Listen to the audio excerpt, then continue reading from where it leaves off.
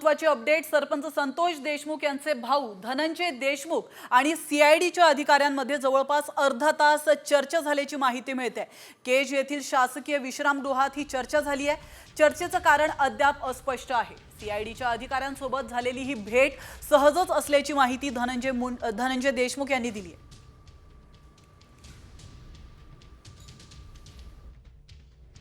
मी रात्री पण प्रतिक्रिया दिली होती की आपला सगळा तपास चालू आहे आणि त्यांचं काम त्यांना उलटा आपण आलो की डिस्टर्ब होतो, त्यांचं ते काम करतायत आणि मी सहज आलो होतो आणि परत चालतो. नाही असं काही नाही, अचानक वगैरे काही नाही, असं चालतं सहज. मी काय चर्चा झाली? काही नाही चर्चा, नॉर्मली त्यांचं काम चालू आहे, मी बसलो आणि निघून आलो.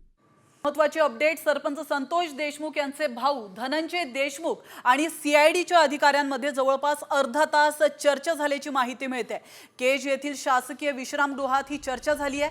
चर्चेचं कारण अद्याप अस्पष्ट आहे. सीआयडीच्या अधिकाऱ्यांसोबत झालेली ही भेट सहजच असल्याची माहिती धनंजय देशमुख यांनी दिली आहे.